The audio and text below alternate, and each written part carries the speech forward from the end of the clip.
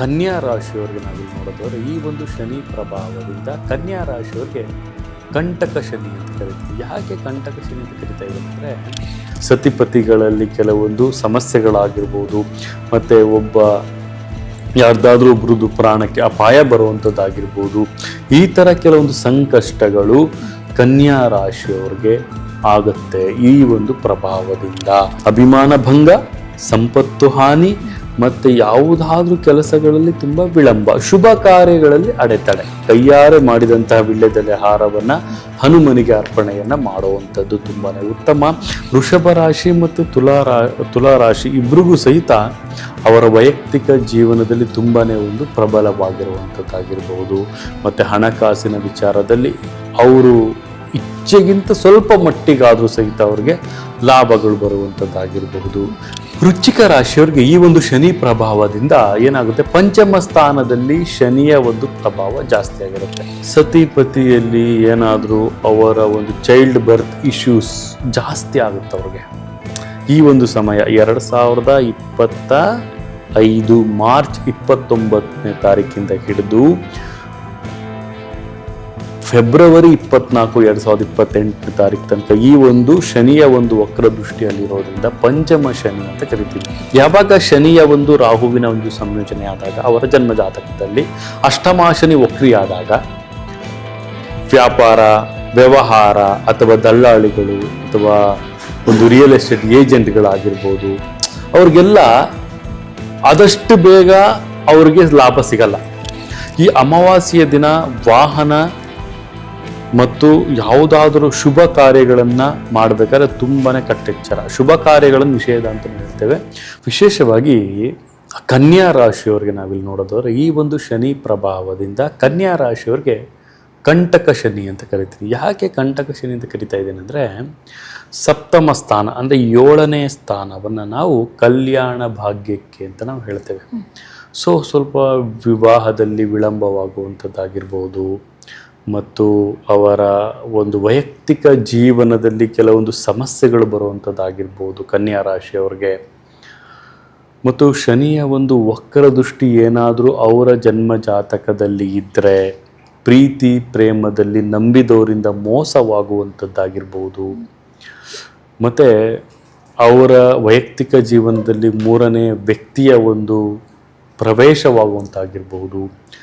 ಈ ಥರ ಕೆಲವೊಂದು ಸಮಸ್ಯೆಗಳು ಕಂಟಕವಾಗಿ ಸಪ್ತಮ ಶನಿಯಲ್ಲಿ ಕಾಡಿಸುತ್ತೆ ಯಾರಿಗೆ, ಕನ್ಯಾ ರಾಶಿಯವರಿಗೆ. ಇದರಿಂದ ಅವರ ಮಾನಸಿಕ ಸ್ಥಿತಿ ಕುಗ್ಗಿತವಾಗುವಂಥದ್ದಾಗಿರ್ಬೋದು, ಅವರ ವೈಯಕ್ತಿಕ ಜೀವನದಲ್ಲಿ ತುಂಬಾ ಸಮಸ್ಯೆಗಳು ಬರುವಂತಹ ಒಂದು ವಿಚಾರಗಳು ಈ ಒಂದು ಸಪ್ತಮ ಶನಿ ಯಾವಾಗ ಕನ್ಯಾ ರಾಶಿಯವರಿಗೆ ಪ್ರಭಾವವನ್ನು ಬಿದ್ದಾಗ ಈ ಥರ ಕೆಲವೊಂದು ಸಮಸ್ಯೆಗಳು ಆಗುವಂತಹ ಒಂದು ವಿಚಾರಗಳು ಜಾಸ್ತಿ ಆಗಿರುತ್ತೆ. ನನ್ನ ಪ್ರೀತಿಯ ವೀಕ್ಷಕರಿಗೆ ಹೇಳೋದೇನಪ್ಪ ಅಂದರೆ ಮೂಲ ಜಾತಕವನ್ನು ತಾವು ಪರಿಶೀಲನೆ ಮಾಡಿಸ್ಕೊಳ್ಳಿ. ಅಲ್ಲಿ ತಮ್ಮ ಶನಿಯ ಸ್ಥಾನ ಎಲ್ಲಿದೆ ಮತ್ತು ಶನಿಯ ಪ್ರಭಾವ ಯಾವ ಒಂದು ಗ್ರಹದ ಜೊತೆ ಸಂಯೋಜನೆಯಾಗಿದೆ. ಇಲ್ಲಿ ಯಾಕೆಂದರೆ ರಾಹುವಿನ ಒಂದು ಉಚ್ಚ ಸ್ಥಾನದಲ್ಲಿ ಇದ್ದಾಗ, ಶನಿ ಏನಾದರೂ ವಕ್ರ ಸ್ಥಾನದಲ್ಲಿ ಇದ್ದಾಗ ಈ ಥರ ಸಮಸ್ಯೆಗಳು ಸರ್ವೇ ಸಾಮಾನ್ಯ. ವಿಳಂಬ ಆಗೋದು ಎಲ್ಲ ಡಿಲೇ ಇನ್ ಮ್ಯಾರೇಜ್, ಮತ್ತು ಮಂಗಳ ದೋಷ ಇರೋರಿಗೆ ಮದುವೆ ಆಗುವಂಥದ್ದು, ಮತ್ತು ಅಲ್ಲಿ ಮಂಗಳ ದೋಷದಲ್ಲಿ ಕೆಲವರ ಒಂದು ಸತಿಪತಿಗಳಲ್ಲಿ ಕೆಲವೊಂದು ಸಮಸ್ಯೆಗಳಾಗಿರ್ಬೋದು, ಮತ್ತು ಯಾರ್ದಾದ್ರೂ ಒಬ್ರದ್ದು ಪ್ರಾಣಕ್ಕೆ ಅಪಾಯ ಬರುವಂಥದ್ದಾಗಿರ್ಬೋದು. ಈ ಥರ ಕೆಲವೊಂದು ಸಂಕಷ್ಟಗಳು ಕನ್ಯಾ ರಾಶಿಯವರಿಗೆ ಆಗುತ್ತೆ ಈ ಒಂದು ಪ್ರಭಾವದಿಂದ. ಇಲ್ಲಿ ಮೂಲ ಜಾತಕದಲ್ಲಿ ಏನಾದರೂ ಉಚ್ಚ ಸ್ಥಾನದಲ್ಲಿ ಶನಿ ಇದ್ದರೆ ಈ ಥರ ಪ್ರಭಾವಗಳು ಯಾವುದೇ ರೀತಿ ಬೀಳೋದಿಲ್ಲ. ಉತ್ತಮ ಸ್ಥಾನದಲ್ಲಿ ಇದ್ದಾಗ ಉತ್ತಮ ಫಲಾನುಫಲಗಳು ಬರ್ತಾ ಹೋಗುತ್ತೆ. ವಕ್ರಿಯಾಗಿದ್ದಾಗ, ಶನಿಯು ನೀಚ ಸ್ಥಾನದಲ್ಲಿದ್ದಾಗ, ವಿಷಮ ಸ್ಥಾನದಲ್ಲಿ ಇದ್ದಾಗ, ತ್ರಿಕೋನ ಸ್ಥಾನದಲ್ಲಿ ಪಾಪಗ್ರಹಗಳ ಸಂಯೋಜನೆ ಆದಾಗ ಈ ಥರ ಸಮಸ್ಯೆಗಳು ಈ ಒಂದು ಕನ್ಯಾ ರಾಶಿಯವರಿಗೆ ಈ ಒಂದು ಶನಿಯ ಪ್ರಭಾವದಿಂದ ಬೀರ್ತಾ ಹೋಗುತ್ತೆ. ಇದರಿಂದ ಅವರು ಜಾಗರೂಕರಾಗಬೇಕಂದ್ರೆ ಅವರು ಶನಿಯ ಒಂದು ಧ್ಯಾನವನ್ನು ಮಾಡಬೇಕಾಗತ್ತೆ.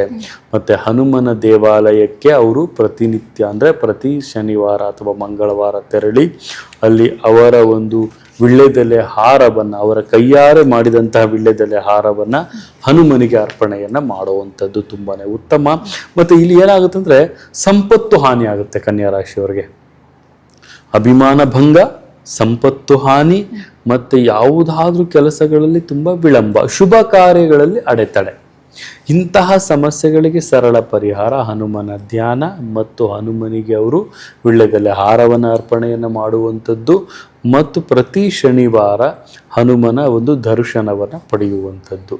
ಇದು ವಿಶೇಷವಾಗಿ ಮುಳುಬಾಗಿಲು ಆಂಜನೇಯ ಸ್ವಾಮಿಯ, ಮುಳುಬಾಗಿಲಲ್ಲಿ ಹನುಮನ ಒಂದು ದೇವಸ್ಥಾನ ಇದೆ, ಅಲ್ಲಿ ಅವರು ವಿಶೇಷವಾಗಿ ಹನುಮನಿಗೆ ಒಂದು ಹರಕೆಯನ್ನು ಹೊತ್ಕೊಳ್ಳೋದು, ಏನಾದರೂ ಒಂದು ಕೊಡ್ತೀನಿ ಅಂತ, ಏನಾದರೂ ಒಂದು ತುಳಸಿ ಹಾರ ಕೊಡಿಸ್ತೀನೋ ಅಥವಾ ಉದ್ದಿನ ಒಡೆಯನ್ನ ಒಂದು ಹಾರವನ್ನಾಗಿ ಮಾಡುವಂಥದ್ದಾಗಿರ್ಬೋದು, ಒಂದು ಹರಕೆಯನ್ನು ಕಟ್ಕೊಳ್ಳೋದ್ರಿಂದ ಈ ಥರ ಕೆಲವೊಂದು ಸಮಸ್ಯೆಗಳು ಏನಾದ್ರು ಇದ್ದರೆ ಅದು ಅಲ್ಲಿಂದ ಅವರಿಂದ ದೂರವಾಗುತ್ತೆ ಅಂತಲೂ ಸಹಿತ ಹೇಳ್ಬೋದು. ವಿಶೇಷವಾಗಿ ಕನ್ಯಾ ರಾಶಿಯವರು ಸ್ವಲ್ಪ ಜಾಗೃತಿಯಿಂದ ತಮ್ಮ ಒಂದು ಜೀವನವನ್ನು ನಡೆಸಬೇಕಾದ್ರೆ ಕಳತ್ರ ಸ್ಥಾನ ಅಂತಲೂ ಕರಿತೀವಿ. ಸಪ್ತಮ ಸ್ಥಾನ ತುಂಬಾನೇ ಒಂದು ವಕ್ರಿಯಾಗಿರುವಂತಹ ಸ್ಥಾನ ಅದು. ಆ ಕಳತ್ರ ಸ್ಥಾನದಲ್ಲಿ ಯಾವ ಗ್ರಹದ ಸಂಯೋಜನೆ ಅದು ತುಂಬಾ ಇಂಪಾರ್ಟೆಂಟ್. ಇಲ್ಲಿ ಪಾಪಗ್ರಹ ಇದೆಯಾ, ಪುಣ್ಯಗ್ರಹ ಇದೆಯಾ, ಮತ್ತೆ ಯಾವ ಒಂದು ಗ್ರಹದ ಜೊತೆ ಶನಿಯ ಒಂದು ಸಂಯೋಜನೆಯಾಗಿದೆ, ಈ ಒಂದು ಇಷ್ಟು ಮೂಲಭೂತವಾದಂತಹ ಒಂದು ಅಂಶವನ್ನ ತಾವು ಅರ್ಥಕೊಂಡ್ರೆ ತಮ್ಮ ನುರಿತ ಜ್ಯೋತಿಷರಲ್ಲಿ ಹೈಯರ್ ಪ್ರಿಡಿಕ್ಷನ್ ತಾವು ಮಾಡಿಸ್ಕೊಂಡ್ರೆ ತಮಗೆ ಅರ್ಥ ಆಗುತ್ತೆ. ಅದರ ಪ್ರಕಾರವಾಗಿ ತಮ್ಮ ಒಂದು ಮೌಲ್ಯವನ್ನು ತಾವು ಕಾಪಾಡಿಕೊಳ್ಬಹುದು ಅಂತಲೂ ಸಹಿತ ನಾವಿಲ್ಲಿ ತಿಳಿಸ್ಕೊಡ್ಬೋದಾಗುತ್ತೆ. ಸರಿ ಗುರುಗಳೇ, ಇನ್ನು ತುಲಾ ರಾಶಿಗೆ ಬರೋದಾದ್ರೆ ತುಲಾ ರಾಶಿಗೆ ಯಾವ ರೀತಿಯಾದಂಥ ಪ್ರಭಾವ ಇದೆ? ಶುಭನ ಅಶುಭನ ಹೇಗೆ ಗುರುಗಳೇ? ಇಲ್ಲಿ ವಿಶೇಷವಾಗಿ ವೃಷಭ ಮತ್ತೆ ತುಲಾ ರಾಶಿಯವರಿಗೆ ತುಂಬಾನೇ ಒಂದು ಪಾಸಿಟಿವ್ ಆಗಿದೆ. ವೃಷಭ ರಾಶಿ ಮತ್ತು ತುಲಾ ರಾಶಿ ಇಬ್ರಿಗೂ ಸಹಿತ ಅವರ ವೈಯಕ್ತಿಕ ಜೀವನದಲ್ಲಿ ತುಂಬಾನೇ ಒಂದು ಪ್ರಬಲವಾಗಿರುವಂಥದ್ದಾಗಿರಬಹುದು. ಮತ್ತು ಹಣಕಾಸಿನ ವಿಚಾರದಲ್ಲಿ ಅವರು ಇಚ್ಛೆಗಿಂತ ಸ್ವಲ್ಪ ಮಟ್ಟಿಗಾದರೂ ಸಹಿತ ಅವ್ರಿಗೆ ಲಾಭಗಳು ಬರುವಂಥದ್ದಾಗಿರಬಹುದು. ಮತ್ತು ವಿಶೇಷವಾಗಿ ಅವ್ರಿಗೆ ಒಂದು ಆರೋಗ್ಯದಲ್ಲಿ ಯಾವುದಾದ್ರೂ ಹಳೆಯ ಒಂದು ವ್ಯಾಧಿ ಅಥವಾ ಹಳೆಯ ಒಂದು ಕಾಯಿಲೆಗಳು ಅವ್ರಿಗೇನಾದ್ರು ಮರುಕಳಿಸ್ತಾ ಇದ್ರೆ ಅದರಿಂದ ಅವ್ರಿಗೆ ಸ್ವಲ್ಪ ಮಟ್ಟಿನ ಒಂದು ಸಮಸ್ಯೆಗಳಿಂದ ಅವರು ಪರಿಹಾರವನ್ನು ಪಡೆದುಕೊಳ್ಳುವಂಥದ್ದಾಗಿರಬಹುದು. ಹೀಗೆ ಕೆಲವೊಂದು ದೂರದ ಸಮಸ್ಯೆಗಳು ಹೋಗಿ ಅವ್ರಿಗೆ ಪರಿಹಾರಗಳು, ಅಂದರೆ ಹಳೆಯ ಸಾಲ ತೀರಿಸುವಂತಹ ಸಮಯ ಅಂತ ಹೇಳ್ತೀವಲ್ಲ ಹಾಗೆ, ಯಾವುದಾದ್ರೂ ಒಂದು ಕರ್ಮಗಳನ್ನು, ಯಾವುದಾದ್ರೂ ಒಂದು ಕಾಯಿಲೆಗಳಿದ್ರೆ ಅಲ್ಲಿಂದ ಅವ್ರಿಗೆ ಮುಕ್ತವಾಗುವಂಥದ್ದು ಅಂತ ಸಹಿತ ನಾವಿಲ್ಲಿ ತಿಳಿಸ್ಕೊಡ್ಬೋದಾಗುತ್ತೆ. ಮತ್ತು ವಿಶೇಷವಾಗಿ ಇವ್ರಿಗೆ ತುಲಾರಾಶಿ ಮತ್ತು ವೃಷಭ ರಾಶಿಯವ್ರಿಗೆ ಸಂಪತ್ತಿನ ಒಂದು ಒಳಹರಿವು ಜಾಸ್ತಿ ಆಗುತ್ತೆ. ಈ ಒಂದು ಶನಿಯ ಒಂದು ಪ್ರಭಾವ ಉತ್ತಮ, ಅದು ಗುರುಬಲ ಉತ್ತಮವಾಗಿರೋದ್ರಿಂದ ಅವ್ರಿಗೆ ಕೆಲವೊಂದು ಲಾಭಗಳು ಬರುವಂತಹ ಸಾಧ್ಯತೆ ಕಂಡು ಬರುತ್ತೆ. ಮತ್ತು ವಿಶೇಷವಾಗಿ ನಾವಿಲ್ಲಿ ಹೇಳೋದೇನಪ್ಪ ಅಂದರೆ ಈ ಒಂದು ತುಲಾರಾಶಿ ಮತ್ತು ವೃಷಭ ರಾಶಿಯವರು ಅವರ ಪಿತೃಗಳಿಗೆ, ಪಿತೃವಿನ ಮೇಲೆ ಹೆಚ್ಚಿನ ಕಾಳಜಿಯನ್ನು ವಹಿಸಬೇಕು. ಅವರ ಆರೋಗ್ಯದ ವಿಚಾರದಲ್ಲಿ ಹೆಚ್ಚಿನ ಕಾಳಜಿಯನ್ನು ವಹಿಸಲೇಬೇಕಾಗುತ್ತೆ. ಯಾಕಂದರೆ ಅಲ್ಲಿ ಅವರಿಗೆ ಸಮಸ್ಯೆಗಳು ಕಾಡಿಸುತ್ತೆ. ಮತ್ತು ಪಿತೃಕಾರಕದಿಂದ ಯಾವುದಾದರೂ ಒಂದು ಬೆಳವಣಿಗೆಗಳಾಗ್ತಾ ಇದ್ದರೆ, ಯಾವುದಾದ್ರೂ ಒಂದು ನೆಗೆಟಿವ್ ವೈಬ್ರೇಷನ್ಸ್ಗಳು ಬರ್ತಾ ಇದ್ದರೆ ಅಲ್ಲಿ ಅವರು ತುಂಬಾ ಒಂದು ಸಮಸ್ಯೆಗಳನ್ನು ಅನುಭವಿಸ್ತಾರೆ. ತುಲಾರಾಶಿ ಮತ್ತು ವೃಷಭ ರಾಶಿ ಮತ್ತು ಮಕರ ರಾಶಿ ಮೂರೂ ರಾಶಿಗಳಿಗೆ ತುಂಬ ಪಾಸಿಟಿವ್ ಆಗಿದೆ. ಬಟ್ ಇಲ್ಲಿ ವಿಶೇಷವಾಗಿ ತುಲಾ ಮತ್ತು ವೃಷಭ ರಾಶಿ ಅವ್ರಿಗೆ ಪಿತೃಕಾರಕರಲ್ಲಿ ಅನಾರೋಗ್ಯ ಸಮಸ್ಯೆಗಳು ಕಾಡುತ್ತೆ ಈ ಒಂದು ಸಮಯದಲ್ಲಿ. ಈ ಒಂದು 2.5 ವರ್ಷ, 2.5ರಿಂದ 3 ವರ್ಷ ಅಂತಲೂ ಸಹಿತ ಹೇಳ್ಬೋದು. ಇದನ್ನು ನಾವು ಇದೇ ಮಾರ್ಚ್ 29ನೇ ತಾರೀಕಿಂದ ಹಿಡಿದು ಫೆಬ್ರವರಿ 24, 2028 ಸಹಿತ ಈ ತರ ಕೆಲವೊಂದು ಗೊಂದಲಮಯವಾದಂತಹ ವಾತಾವರಣದಿಂದ ಅವರು ದೂರ ಇರ್ತಾರೆ. ಸ್ವಲ್ಪ ಪಿತೃಗಳ ಬಗ್ಗೆ ಹೆಚ್ಚಿನ ಒಂದು ಕಾಳಜಿಯನ್ನು ವಹಿಸೋದು ತುಂಬಾನೇ ಉತ್ತಮ. ಅದಕ್ಕೆ ಇವ್ರು ಏನು ಮಾಡಬಹುದಪ್ಪ ಅಂದರೆ ಪಿತೃಗಳ ಸೇವೆಯನ್ನು ಮಾಡಬೇಕು. ವಿಶೇಷವಾಗಿ ತಂದೆ ತಾಯಿಯ ಸೇವೆಯನ್ನು ಮಾಡಬೇಕು. ವೃದ್ಧಾಶ್ರಮಗಳಿಗೆ ಅಥವಾ ಅನಾಥಾಲಯಗಳಿಗೆ ತಮಗೆ ಕೈಲಾದಷ್ಟು ಸಹಾಯವನ್ನು ಮಾಡುವಂಥದ್ದಾಗಿರ್ಬೋದು. ಮತ್ತು ಅವರ ಒಂದು ದಾನವನ್ನು ಮಾಡುವಂಥದ್ದು, ಏನಾದರೂ ಒಂದು ಬ್ರಾಹ್ಮಣರ ದಾನ ಆಗಿರ್ಬೋದು, ಭಿಕ್ಷಾಟನೆಯನ್ನು ಮಾಡೋರಿಗೆ ದಾನವನ್ನು ಆಗಿರ್ಬೋದು, ಅಥವಾ ಅವರಿಗೆ ಅರಿತವರಿಗೆ ದಾನವನ್ನು ಮಾಡುವಂಥದ್ದಾಗಿರ್ಬೋದು. ಯಾರಿಗಾರು ದಾನ ಧರ್ಮಗಳನ್ನು ಮಾಡೋದ್ರಿಂದ ಉತ್ತಮವಾದಂಥ ಲಾಭ. ಯಾರಿಗೆ ಅವಶ್ಯಕತೆ ಇದೆ, ವಿಶೇಷವಾಗಿ ಅರ್ಥ ಮಾಡ್ಕೊಳ್ಳಿ, ವೃಷಭ ರಾಶಿಯವರು, ತುಲಾ ರಾಶಿಯವರು ಮತ್ತು ಮಕರ ರಾಶಿಯವರು, ಯಾರಿಗೆ ಅನಿವಾರ್ಯ ಇದೆ, ಹಸುವಿನಿಂದ ಬಳಲ್ತಾ ಇರ್ತಾರೆ, ಅಂಥವ್ರನ್ನ ಹುಡುಕಿ ದಾನವನ್ನ ಮಾಡೋದ್ರಿಂದ ಉತ್ತಮವಾದಂಥ ಫಲ ಅವ್ರಿಗೆ ಸಿಗುತ್ತೆ. ಇನ್ನು ವೃಶ್ಚಿಕ ರಾಶಿ ಬಗ್ಗೆ ಹೇಳೋದಾದ್ರೆ ಗುರುಗಳೇ? ವೃಶ್ಚಿಕ ರಾಶಿಯವರಿಗೆ ಈ ಒಂದು ಶನಿ ಪ್ರಭಾವದಿಂದ ಏನಾಗುತ್ತೆ, ಪಂಚಮ ಸ್ಥಾನದಲ್ಲಿ ಶನಿಯ ಒಂದು ಪ್ರಭಾವ ಜಾಸ್ತಿ ಆಗಿರುತ್ತೆ. ಪಂಚಮ ಸ್ಥಾನ ಅಂತ ಬಂದಾಗ ಸಂತಾನೋತ್ಪತ್ತಿ, ಪೂರ್ವ ಜನ್ಮದ ಒಂದು ಪುಣ್ಯ ಸ್ಥಾನ ಅಂತ ಕರಿತೀವಿ. ಇಲ್ಲಿ ಪಂಚಮ ಸ್ಥಾನದಲ್ಲಿ ನೋಡಿದಾಗ ಸತಿಪತಿಯಲ್ಲಿ ಏನಾದರೂ ಅವರ ಒಂದು ಚೈಲ್ಡ್ ಬರ್ತ್ ಇಶ್ಯೂಸ್ ಜಾಸ್ತಿ ಆಗುತ್ತೆ ಅವ್ರಿಗೆ. ಈ ಒಂದು ಸಮಯ 2025 ಮಾರ್ಚ್ 29ನೇ ತಾರೀಕಿಂದ ಹಿಡಿದು ಫೆಬ್ರವರಿ 24, 2028ನೇ ತಾರೀಕು ತನಕ ಈ ಒಂದು ಶನಿಯ ಒಂದು ವಕ್ರ ದೃಷ್ಟಿಯಲ್ಲಿರೋದ್ರಿಂದ ಪಂಚಮ ಶನಿ ಅಂತ ಕರಿತೀವಿ. ಪಂಚಮ ಶನಿ ಆ ಒಂದು ರಾಶಿಯಿಂದ 5ನೇ ಮನೆಯಲ್ಲಿ ಶನಿಯ ಒಂದು ಅಸ್ತಿತ್ವ ಅಂತ ಅರ್ಥ. ಸೊ ಪಂಚಮ ಸ್ಥಾನದಲ್ಲಿ ನಾವು ನೋಡಬೇಕಾದ್ರೆ ಅವರ ಸಂತಾನೋತ್ಪತ್ತಿಯಲ್ಲಿ ಸಮಸ್ಯೆ ಆಗುವಂಥದ್ದಾಗಿರ್ಬೋದು, ಮತ್ತು ಮದುವೆಗೆ ತುಂಬ ವಿಳಂಬ ಆಗುವಂಥದ್ದಾಗಿರ್ಬೋದು, ಅಥವಾ ಮದುವೆಗಿಂತ ಮುಂಚೆನೆ ಕೆಲವೊಂದು ಪ್ರೀತಿ ಪ್ರೇಮ ವಿಚಾರದಲ್ಲಿ ನಂಬಿ ಮೋಸವನ್ನು ಹೋಗುವಂಥದ್ದಾಗಿರ್ಬೋದು, ಅಥವಾ ಏನಾದರೂ ಪಂಚಮ ಸ್ಥಾನದಲ್ಲಿ ಶನಿಯ ಜೊತೆ ರಾಹುವಿನ ಸಂಯೋಜನೆ, ಅಥವಾ ವಕ್ರ ಸ್ಥಾನದ ಸಂಯೋಜನೆ, ಅಥವಾ ಮೂಲ ಮತ್ತು ಕೋನ ಮತ್ತು ತ್ರಿಕೋನ ಸ್ಥಾನದಲ್ಲಿ ಪಾಪಗ್ರಹಗಳ ಸಂಯೋಜನೆ ಏನಾದರೂ ಆಗಿದ್ದರೆ ಅಂತಹ ಸಂದರ್ಭದಲ್ಲಿ ಸಂತಾನ ಹರಣ ಆಗುವಂಥದ್ದಾಗಿರ್ಬೋದು, ಪುತ್ರ ಶೋಕ ಆಗಿರ್ಬೋದು, ಅಥವಾ ಈ ಥರ ಕೆಲವೊಂದು ಸಮಸ್ಯೆಗಳು ಅವರಿಗೆ ಕಾಡುತ್ತೆ. ಇವರು ವಿಶೇಷವಾಗಿ ಏನಪ್ಪ ಮಾಡಬೇಕು ಅಂದರೆ ಬಾಲಗೋಪಾಲ ಅಂದರೆ ಸಂತಾನಕ್ಕೆ ಸಂಬಂಧಪಟ್ಟಂತಹ ಕೆಲವೊಂದು ಹೋಮ ಹವನಗಳನ್ನು ಮಾಡೋದು ತುಂಬಾ ಉತ್ತಮ. ಮತ್ತು ವಿಶೇಷವಾಗಿ ಗೋಪಾಲನ ಅಂದರೆ ಗೋಪಾಲನ ಒಂದು ಧ್ಯಾನವನ್ನು ಮಾಡಬೇಕಾಗತ್ತೆ. ಮತ್ತು ವಿಶೇಷವಾಗಿ ಶ್ರೀಕೃಷ್ಣ ಪರಮಾತ್ಮನ ಧ್ಯಾನವನ್ನು ಮಾಡಬೇಕಾಗತ್ತೆ. ಮತ್ತು ನಂದಗೋಪಾಲನ ಒಂದು ಹೋಮವನ್ನು ಮಾಡುವಂಥದ್ದಾಗಿರ್ಬೋದು. ಮತ್ತು ಅಷ್ಟಮಿ ದಿನ ವಿಶೇಷವಾಗಿ ಅವರು ಶಿವನ ಅಥವಾ ವಿಷ್ಣುವಿನ ದೇವಾಲಯಗಳಿಗೆ ಭೇಟಿಯನ್ನು ಮಾಡುವಂಥದ್ದಾಗಿರ್ಬೋದು. ಈ ಥರ ಒಂದು ಪರಿಹಾರವನ್ನು ಇವರು ಮಾಡ್ಕೊಳ್ಬೇಕಾಗತ್ತೆ. ವೃಶ್ಚಿಕ ರಾಶಿಯವ್ರಿಗೆ ವೈಯಕ್ತಿಕ ಜೀವನದಲ್ಲಿ ತುಂಬ ಸಮಸ್ಯೆ ಇದೆ. ಅವರ ಒಂದು ಪ್ರೊಫೆಷ್ನಲ್ ಲೈಫಲ್ಲಿ ಅಷ್ಟು ಸಮಸ್ಯೆ ಬರೋದಿಲ್ಲ ಅಂದರೂ ಸಹಿತ ವೈಯಕ್ತಿಕ ಜೀವನದಲ್ಲಿ ಸಮಸ್ಯೆ ಪಂಚಮ ಶನಿಯಿಂದ ಬರುತ್ತೆ. ಮತ್ತು ಇದರಿಂದ ಏನಪ್ಪ ಆಗುತ್ತೆ ಅಂದರೆ ಅವ್ರಿಗೆ ವ್ಯವಹಾರದಲ್ಲಿ ಕಾನ್ಸಂಟ್ರೇಷನ್ ಮಾಡೋಕ್ಕಾಗಲ್ಲ, ಮತ್ತು ಕೊಟ್ಟಂಥ ಹಣ ಅವ್ರಿಗೆ ಮರುಕಳಿಸೋದಿಲ್ಲ. ವಿಶೇಷವಾಗಿ ಆರೋಗ್ಯದಲ್ಲಿ ಹಾನಿಯಾಗುವಂಥದ್ದು, ಈ ಥರ ಕೆಲವೊಂದು ಸಮಸ್ಯೆಗಳನ್ನು ಅವರು ಅನುಭವಿಸ್ತಾರೆ. ವಿಶೇಷವಾಗಿ ನಾವು ಹೇಳೋದೇನಪ್ಪ ಅಂದರೆ ಪಂಚಮ ಶನಿ ವಕ್ರಿಯಾದಾಗ ಈ ಥರ ಕೆಲವೊಂದು ಸಮಸ್ಯೆಗಳು. ಇದು ನಿಜವಾಗ್ಲೂ ನಡೆಯುತ್ತಾ ನಮ್ಮ ಜೀವನದಲ್ಲಿ ಅನ್ನೋ ಭಯ ಪಡೋಬೇಡಿ. ಪ್ರಥಮವಾಗಿ ಮೂಲ ಜ್ಯೋತಿಷ್ಯವನ್ನು ತಮ್ಮ ಜಾತಕವನ್ನು ಪರಿಶೀಲನೆ ಮಾಡಿಸಿ ಅಲ್ಲಿ ಯಾವ ಸ್ಥಾನದಲ್ಲಿ ಶನಿಯ ಒಂದು ಪ್ರಭಾವವಿದೆ ಅನ್ನೋದನ್ನು ಅರ್ಥ ಮಾಡ್ಕೊಳ್ಳಿ. ಫಸ್ಟ್ ಆಫ್ ಆಲ್ ಅಲ್ಲಿ ಪರ್ಸೆಂಟೇಜ್ ವೈಸ್ ನಾವು ನೋಡ್ತೇವೆ. 30% ಇದೆಯಾ, ಅಥವಾ 40% ಇದೆಯಾ, ಅಥವಾ 50% ಮೇಲ್ಗಡೆ ಇದ್ದಾನ ಶನಿ. 50% ಇದ್ದರೆ ಉತ್ತಮ, ಅದಕ್ಕಿಂತ ಕೆಳಗಡೆ ಬಂದರೆ ನೆಗೆಟಿವ್ ವೈಬ್ಸ್ಗಳು ಜಾಸ್ತಿ ಆಗುತ್ತೆ, ಅಥವಾ ಆಕ್ಸಿಡೆಂಟಲ್ ಡೆತ್ಗಳಾಗುವಂಥದ್ದಾಗಿರ್ಬೋದು. ಈ ಥರ ಕೆಲವೊಂದು ಸಮಸ್ಯೆಗಳು ಕಾಡ್ತಾ ಹೋಗುತ್ತೆ. ಅಥವಾ ಅಚಾನಕ್ಕಾಗಿ ಅವ್ರಿಗೆ ಗೊತ್ತಿಲ್ಲದಲೇ ಅವ್ರ ಮೇಲೆ ಕೋರ್ಟ್ ಕೇಸ್ಗಳು ಬರುವಂಥದ್ದು, ಈ ಥರ ಅವಮಾನಗಳಾಗುವಂಥದ್ದು, ಈ ಥರ ಸಮಸ್ಯೆಗಳು ಸಹಿತ ಇಲ್ಲಿ ಕಾಡುತ್ತೆ ವೃಶ್ಚಿಕ ರಾಶಿಯವರಿಗೆ. ಸೊ ಅವರು ಪರಿಹಾರ ಮಾರ್ಗವಾಗಿ ವಿಷ್ಣುವಿನ ಆರಾಧನೆ ಅಂದರೆ ಶ್ರೀಕೃಷ್ಣ ಪರಮಾತ್ಮ, ಕೃಷ್ಣಂ ವಂದೇ ಜಗದ್ಗುರು ಅಂತ ಹೇಳ್ತೀವಿ, ಕೃಷ್ಣನ ಒಂದು ಆರಾಧನೆ. ಅದರಲ್ಲೂ ವಿಶೇಷವಾಗಿ ಸಂತಾನಕ್ಕಾಗಿ ಪತಿ ಪತ್ನಿಯರು ಯಾರು ತುಂಬಾ ಒಂದು ನೋವನ್ನು ಅನುಭವಿಸ್ತಾ ಇರ್ತಾರೆ, ಅವರು ಈ ಒಂದು ಸಂಕಲ್ಪವನ್ನು ಮಾಡೋದ್ರಿಂದ ಇಂತಹ ಸಂದರ್ಭದಲ್ಲಿ ವೃಶ್ಚಿಕ ರಾಶಿಯವರಾಗಿದ್ದರೆ ಇಂತಹ ಒಂದು ಸಂಕಲ್ಪವನ್ನು ಅವರು ಮಾಡೋದ್ರಿಂದ ಉತ್ತಮವಾದಂಥ ಫಲಾನುಫಲ ಅವ್ರಿಗೆ ದೊರೆಯುತ್ತೆ. ಮತ್ತು ಸಂತಾನ ಹರಣ ಆಗೋದು ಕಮ್ಮಿ ಆಗುತ್ತೆ. ಮತ್ತು ಅವ್ರಿಗೆ ಸಂತಾನೋತ್ಪತ್ತಿಯ ಒಂದು ಸಮಸ್ಯೆಗಳಿದ್ದರೆ ಅಲ್ಲೂ ಸಹಿತ ಅವ್ರಿಗೆ ವಿಭಜನೆ ಆಗುತ್ತೆ ಅಂತಲೂ ಸಹಿತ ತಿಳಿಸ್ಬೋದು. ಸರಿ ಗುರುಗಳೇ, ಇನ್ನು ಸಿಂಹ ರಾಶಿಗೆ ಶನಿಯ ಪ್ರಭಾವ ಹೇಗಿರುತ್ತೆ ಅಂತ ತಿಳಿಸಿ ಗುರುಗಳೇ. ಸಿಂಹ ರಾಶಿಯವ್ರಿಗೆ ವಿಶೇಷವಾಗಿ ಲಿಯೋ ಅಂತ ನಾವೇನಂತ ಕರಿತೀವಿ, ಅವ್ರಿಗೆ ಅಷ್ಟಮ ಶನಿ, 8ನೆಯ ಒಂದು ಮನೆಯಲ್ಲಿ ಶನಿಯ ಒಂದು ಅಸ್ತಿತ್ವ. ಅಷ್ಟಮ ಶನಿ ಅಂದರೆ ಏನಾಗುತ್ತೆ ಅಂದರೆ ಅವ್ರಿಗೆ ಮಾನಸಿಕ ಚಿಂತನೆಗಳಲ್ಲಿ ತುಂಬಾ ಕೊರಗ್ತಾ ಇರ್ತಾರೆ. ಮತ್ತು ಮನೆಯಲ್ಲಿ ಸಣ್ಣ ಪುಟ್ಟ ವಿಚಾರಗಳಿಗೆ ಅವ್ರಿಗೆ ಕಿರಿಕಿರಿಗಳಾಗುವಂಥದ್ದು.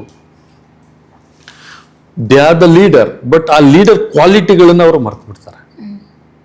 ಯಾವಾಗ ಶನಿಯ ಒಂದು ರಾಹುವಿನ ಒಂದು ಸಂಯೋಜನೆ ಆದಾಗ, ಅವರ ಜನ್ಮ ಜಾತಕದಲ್ಲಿ ಅಷ್ಟಮ ಶನಿ ವಕ್ರಿ ಆದಾಗ, ವ್ಯಾಪಾರ ವ್ಯವಹಾರ ಅಥವಾ ದಲ್ಲಾಳಿಗಳು ಅಥವಾ ಒಂದು ರಿಯಲ್ ಎಸ್ಟೇಟ್ ಏಜೆಂಟ್ಗಳಾಗಿರ್ಬೋದು, ಅವ್ರಿಗೆಲ್ಲ ಆದಷ್ಟು ಬೇಗ ಅವ್ರಿಗೆ ಲಾಭ ಸಿಗಲ್ಲ. ತುಂಬಾನೇ ವೆಯ್ಟ್ ಮಾಡಬೇಕಾಗುತ್ತೆ. ಅವರು ವಿಳಂಬ, ಲಾಭದಲ್ಲಿ ವಿಳಂಬ. ರಿಯಲ್ ಎಸ್ಟೇಟ್ ಯಾವ್ದಾದ್ರು ಒಂದು ಕೆಲಸ ಕಾರ್ಯಗಳಿಗೆ ಹೋಗಿರ್ತಾರೆ, ಬೈಯರ್ ಒಪ್ಕೊಂಡ್ರೆ ಸೆಲ್ಲರ್ ಒಪ್ಕೊಳ್ಳಲ್ಲ, ಸೆಲ್ಲರ್ ಒಪ್ಕೊಂಡ್ರೆ ಬೈಯರ್ ಒಪ್ಕೊಳ್ಳಲ್ಲ, ಇಬ್ರು ಒಪ್ಕೊಂಡ್ರೆ ಡಾಕ್ಯುಮೆಂಟ್ ಪ್ರಾಬ್ಲಮ್ ಬರುವಂಥದ್ದು. ಈ ತರ ಕೆಲವೊಂದು ರಿಯಲ್ ಎಸ್ಟೇಟ್ ಒಂದು ಬಿಲ್ಡರ್ಸ್ಗಳಿಗೆ ಕಟ್ಟಡ ನಿರ್ಮಾಣ ಮಾಡಬೇಕಾದ್ರೆ ಅನಾಹುತಗಳಾಗುವಂಥದ್ದು, ಏನಾದರೂ ಒಂದು ಅವರ ನೌಕರರಿಗೆ ತೊಂದರೆಗಳಾಗುವಂಥದ್ದು, ಅಂಗವಿಕಲತೆಗಳಾಗುವಂಥದ್ದು, ಈ ತರ ಕೆಲವೊಂದು ಸಮಸ್ಯೆಗಳು ಅಷ್ಟಮ ಶನಿ ವಕ್ರಿಯಾಗಿದ್ದಾಗ ರಿಯಲ್ ಎಸ್ಟೇಟ್ ಏಜೆಂಟ್ಗಳಿಗಾಗಿರ್ಬೋದು, ಬಿಲ್ಡರ್ಸ್ಗಳಿಗಾಗಿರ್ಬೋದು, ಕನ್ಸ್ಟ್ರಕ್ಷನ್ ಮೇಸ್ತ್ರಿಗಳಾಗಿರ್ಬೋದು, ಮತ್ತೆ ಸರ್ಕಾರಿ ನೌಕರಿಗಳಿಗೆ ಅಪಮಾನ ಅವಮಾನ ಲಂಚ ವಿಚಾರಗಳಲ್ಲಿ ಅವ್ರಿಗೆ ಸಿಗಾಕೊಳ್ಳುವಂಥದ್ದು. ರಾಜಕೀಯ ಜೀವನದಲ್ಲಿ ಸ್ವಲ್ಪ ಅವ್ರಿಗೆ ಪ್ರಶಂಸೆಗಳೇ ಸಿಗ್ತಾ ಇರೋದಿಲ್ಲ, ಕಷ್ಟಪಡ್ತಾ ಇರ್ತಾರೆ ಆ ಒಂದು ಪಾರ್ಟಿಗೋಸ್ಕರ, ತುಂಬಾನೇ ಒಂದು ಕಷ್ಟ, ಬಟ್ ಅವ್ರನ್ನ ರೆಕಗ್ನೈಸ್ ಮಾಡೋದಿಲ್ಲ ಯಾರು. ಅಷ್ಟಮ ಶನಿ ಇದ್ದಾಗ ರೆಕಗ್ನೈಸ್ ಅಂದ್ರೆ ಅವ್ರಿಗೆ ಒಂದು ಉನ್ನತವಾದಂಥ ಸ್ಥಾನಕ್ಕೆ ಅವ್ರಿಗೆ ಬಲವನ್ನ ಕೊಡೋದಿಲ್ಲ. ಈ ತರ ಕೆಲವೊಂದು ಸಮಸ್ಯೆಗಳಲ್ಲಿ ಕಾಡ್ತಾ ಹೋಗುತ್ತೆ. ಈ ತರ ಇದ್ದಾಗ ಸಿಂಹ ರಾಶಿಯವರು ಆದಷ್ಟು ಸಹಿತ ಅವರ ಗೌಪ್ಯತೆಯನ್ನು ಕಾಪಾಡ್ಕೊಳ್ಬೇಕಾಗುತ್ತೆ. ಗೌಪ್ಯತೆ ಅಂದ್ರೆ ಯಾವ್ದಾದ್ರು ಒಂದು ಕೆಲಸ ಕಾರ್ಯಗಳನ್ನ ಮಾಡಬೇಕಾದ್ರೆ ಅವರು ಆದಷ್ಟು ಸಹಿತ ತಮ್ಮ ಒಂದು ಗೌಪ್ಯತೆಯನ್ನ ಕಾಪಾಡಿಕೊಂಡು ಅವರ ಒಂದು ಸೀಕ್ರೆಸಿನ ಮೇಂಟೈನ್ ಮಾಡ್ಬೇಕು. ಇಲ್ಲಿ ಅಷ್ಟಮ ಶನಿ ಇದ್ದಾಗ ತುಂಬಾ ಸೀಕ್ರೆಟ್ ಆಗಿ ಕೆಲಸವನ್ನ ಮಾಡ್ಕೊಳ್ಬೇಕಾಗುತ್ತೆ. ಅವರ ಒಂದು ದಾಂಪತ್ಯ ಜೀವನದಲ್ಲಾಗಿರ್ಬೋದು, ವ್ಯಾವಹಾರಿಕ ಜೀವನದಲ್ಲಾಗಿರ್ಬೋದು, ಅಥವಾ ಅವರ ರಾಜಕೀಯ ಜೀವನದಲ್ಲಿ ಅವರು ಅದರಲ್ಲೂ ಸಹಿತ ವಿಶೇಷವಾಗಿ ವೃತ್ತಿಪರ ಕ್ಷೇತ್ರದಲ್ಲಾಗಿರ್ಬೋದು. ಸ್ವಲ್ಪ ಅವ್ರಿಗೆ ಎನಿಮಿಗಳು ಹುಟ್ಕೊಳ್ಳೋದು ಜಾಸ್ತಿ ಅಷ್ಟಮ ಶನಿ ಇದ್ದಾಗ. ಎನಿಮಿಗಳು ಅಂದ್ರೆ ಶತ್ರು ಕಾಟ ಜಾಸ್ತಿ ಆಗಿರುತ್ತೆ. ಅಂಥವರೆಲ್ಲ ಏನಪ್ಪ ಮಾಡ್ಬೋದು ಅಂದ್ರೆ ಸುಬ್ರಹ್ಮಣ್ಯನ ಆರಾಧನೆ, ಅದರ ಜೊತೆಗೆ ಶನೇಶ್ವರನ ಆರಾಧನೆ, ಈ ಎರಡೂ ದೇವರ ಒಂದು ಆರಾಧನೆಯನ್ನು ಮಾಡೋದ್ರಿಂದ ಉತ್ತಮವಾದಂಥ ಲಾಭ ಅವ್ರಿಗೆ ಸಿಗುತ್ತೆ. ಕಟಕ ರಾಶಿಗೆ ಯಾವ ರೀತಿಯಾದಂಥ ಪ್ರಭಾವ ಬೀರುತ್ತೆ? ಶುಭನ ಅಶುಭನ ಹೇಗೆ ಗುರುಗಳೇ? ವಿಶೇಷವಾಗಿ ಕಟಕ ರಾಶಿಯವ್ರಿಗೆ ಭಾಗ್ಯ ಶನಿ ಅಂತ ಕರಿತೀವಿ. ಭಾಗ್ಯ ಶನಿ, ಭಾಗ್ಯದಲ್ಲಿ ಶನಿ ಇದ್ದಾಗ ಅವನು ಪ್ರಬಲನಾಗ್ತಾನೆ. ದೇ ಆರ್ ದ ಲೀಡರ್ಸ್ ಅಂತ ಹೇಳ್ಬೋದು. ಯಾಕಂದ್ರೆ ರಾಜಕೀಯ ಕ್ಷೇತ್ರದಲ್ಲಿ ಏನಾದ್ರೂ ಕಟಕ ರಾಶಿಯವರು ಪ್ರವೇಶ ಮಾಡ್ತಾ ಇದ್ರೆ, ವಿಶೇಷವಾಗಿ ಪುಷ್ಯ ನಕ್ಷತ್ರದವರಾಗಿರ್ಬೋದು, ಅರ್ಥ ಆಗ್ತಿದೆಯಲ್ಲ, ವಿಶೇಷವಾಗಿ ಇಂತಹ ಒಂದು ನಕ್ಷತ್ರದವ್ರಿಗೆ ಕಟಕ ರಾಶಿಯವ್ರಿಗೆ ತುಂಬಾನೇ ಲಾಭ. ಭಾಗ್ಯದಲ್ಲೇ ಶನಿ ಬಂದಾಗ, ಶನಿ ಪಾಸಿಟಿವ್ ವೈಬ್ರೇಷನ್ಸ್ ನಿಮ್ ಜೊತೆ ಇದ್ದಾಗ you can be the leader. ಅಂದ್ರೆ ಆ ಒಂದು ಎಬಿಲಿಟಿ ಮೇಲೆ ಇರುತ್ತೆ. ಅದನ್ನ ತಾವು ಅಲ್ಲಿ ತಮ್ಮ ಒಂದು ಪ್ರಯತ್ನದ ಮುಖಾಂತರವಾಗಿ ತಾವು ಅದನ್ನ ಗಳಿಸ್ಕೊಳ್ಬೇಕಾಗತ್ತೆ. When there is a proper efforts as well as efficiency and productivity is there with you, 100% you will get a result. So ಹಾಗೆ ಭಾಗ್ಯದಲ್ಲಿ ಶನಿ ಇದ್ದಾನೆ ಕಟಕ ರಾಶಿಯವರಿಗೆ ಅಂದಾಗ they can get a lot of vibrations towards to their particular things ಅಂತ. ಅಂದ್ರೆ ಅವರ ಒಂದು ಪರ್ಟಿಕ್ಯುಲರ್ ಆಗಿರುವಂತಹ ಒಂದು ವೃತ್ತಿ ಜೀವನದಲ್ಲಾಗಿರ್ಬೋದು, ವೈವಾಹಿಕ ಜೀವನದಲ್ಲಾಗಿರ್ಬೋದು, ಅಥವಾ ಸೌಭಾಗ್ಯವತಿ ಆಗಿರ್ತಾರೋ, ಮತ್ತೆ ತುಂಬಾ ವರ್ಷದಿಂದ ಕಷ್ಟಪಡ್ತಾ ಇರ್ತಾರೆ, ಆ ಒಂದು ಕೆಲಸ ಸಫಲತೆಯಾಗುವಂತಹ ಸಮಯ. ಈ ಒಂದು 2025 ಮಾರ್ಚ್ 29ನೇ ತಾರೀಕಿಂದ ಹಿಡಿದು 2028 ಫೆಬ್ರವರಿ 24ನೇ ತಾರೀಕುವರೆಗೂ ಈ ಒಂದು ಅಮೂಲ್ಯವಾದಂಥ ಕ್ಷಣ ಅಂತಾನೆ ಹೇಳ್ಬೋದು ಕಟಕ ರಾಶಿಯವರಿಗೆ. ಇದು ಗುರು ಉತ್ತಮ ಸ್ಥಾನದಲ್ಲಿದ್ದಾನೆ. ಗುರುವಿನ ಒಂದು ಆಧಿಪತ್ಯ ತುಂಬಾ ಚೆನ್ನಾಗಿದೆ ಅವ್ರಿಗೆ. They can become A leader ಅಂತಾನು ಹೇಳ್ಬೋದು. ಮತ್ತೆ ಅವರ ಒಂದು ರಾಜಕೀಯ ಜೀವನದಲ್ಲಿ ಹೊಸ ಒಂದು ಅಧಿಕಾರ ಅವ್ರಿಗೆ ಸಿಗುವಂಥದ್ದಾಗಿರ್ಬೋದು. ಮತ್ತೆ ಅವ್ರ ವೃತ್ತಿಪರ ಜೀವನದಲ್ಲಿ ವಿದೇಶದಲ್ಲಿ ಏನಾದ್ರು ವಹಿವಾಟುಗಳನ್ನು ಅವರು ನಡೆಸ್ತಾ ಇದ್ರೆ, ವಿದೇಶದಲ್ಲಿ ಏನಾದ್ರು ಅವರು ಪ್ರಾಬಲ್ಯತೆಯನ್ನು ಅವರು ತೆಗೆದುಕೊಳ್ತಾ ಉತ್ತಮವಾದಂಥ ಲಾಭಗಳು ಬರುವಂಥದ್ದಾಗಿರ್ಬೋದು. ಮತ್ತೆ ಕಟಕ ರಾಶಿಯವ್ರಿಗೆ ಒಂದು ರಿಲೇಶನ್ಶಿಪ್ನ ಬಿಲ್ಡಪ್ ಮಾಡ್ತಾರೆ. ಒಂದು ಒಳ್ಳೆ ಒಂದು ರಿಲೇಶನ್ಶಿಪ್ನ ಬಿಲ್ಡಪ್ ಮಾಡುವಂತಹ ಸಮಯ ಆಗಿರುತ್ತೆ. ಇದು ತುಂಬಾ ಉತ್ತಮವಾಗಿ ಬರುತ್ತೆ ಅಂತ ಸಹಿತ ತಿಳಿಸ್ಕೊಡ್ಬೋದಾಗತ್ತೆ. ಸರಿ ಗುರುಗಳೇ, ಕೊನೆಯದಾಗಿ ಮಿಥುನ ರಾಶಿ ಬಗ್ಗೆ ಹೇಳೋದಾದ್ರೆ ಹೇಗಿರುತ್ತೆ ಅಂತ ಗುರುಗಳು? ಮಿಥುನ ರಾಶಿಯವರಿಗೆ ಈ ಒಂದು ಶನಿ ಪ್ರಭಾವದಲ್ಲಿ ನಾವು ನೋಡಿದಾಗ ಕರ್ಮ ಶನಿ ಅಂತ ಕರಿತೀವಿ. ಶನಿಯ ಕಾರ್ಯನೇ ಕರ್ಮದಂಡ ನಾಯಕ ಅಂತ. ಅಂದ್ರೆ ಕಾರ್ಯ ಸಿದ್ಧಿಯಾಗುವಂತಹ ಸಮಯ. ಅವರು ಮಿಥುನ ರಾಶಿಯವರು ಏನಾದರೂ ಈ ಒಂದು ಸಂದರ್ಭದಲ್ಲಿ ಹೊಸ ಬಿಸ್ನೆಸ್ಗೆ ಕೈ ಹಾಕಿದ್ರೆ, ಹೊಸ ಯೋಜನೆಗಳನ್ನ ಮಾಡಿದ್ರೆ, ಅವರ ಒಂದು ದಾಂಪತ್ಯ ಜೀವನದಲ್ಲಾಗಿರ್ಬೋದು, ಅವರ ವೈವಾಹಿಕ ಜೀವನದಲ್ಲಾಗಿರ್ಬೋದು, ಅವರ ಒಂದು ವೃತ್ತಿಪರ ಜೀವನದಲ್ಲಾಗಿರ್ಬೋದು, ಹೊಸ ಪ್ಲಾನ್ ಅನ್ನ ಮಾಡ್ಲಿಕ್ಕೆ ಶುಭಶ್ಯ ಶೀಘ್ರಂ ಅಂತ ಹೇಳ್ಬೋದು.